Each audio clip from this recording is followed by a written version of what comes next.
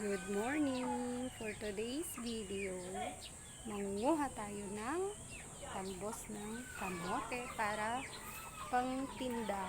O diba? Nagkakapera din sa kamote, sa talbos ng kamote. So better plant kamote rather than makipagchika-chikahan lang dyan.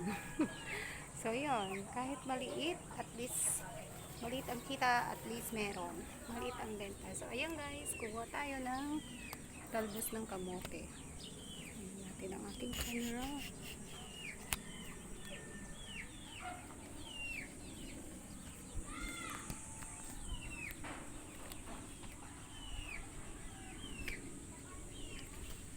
So yun, tagulan ngayon. Kaya maliliksi yung mga halaman. Kasi nadidiligan sila.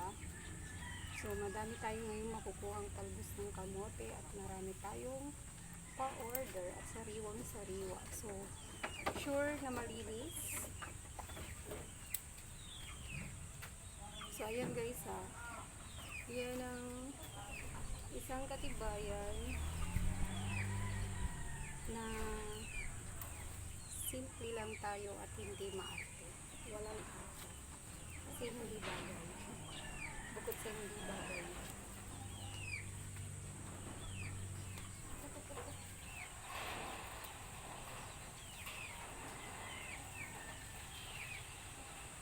So, napaka-importante din talaga guys na mayroon tayong kapirasong lupa, kahit kapiraso lang. Isang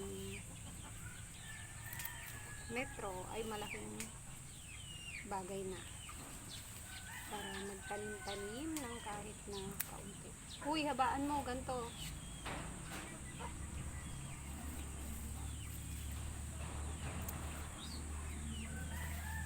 So, magaganda ang ano natin ngayong tag-ulan. Ang mamahal ng mga gulay ngayon kasi nagbagyuhan. Kaya, mahal. So, itong sa amin, nakasiguro ka na kasi sure na malinis and then sariling tanim. Pwede rin pagkakitaan.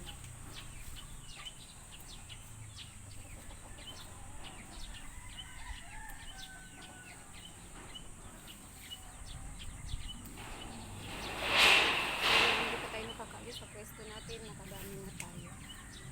Kasi as in talagang magaganda ngayon.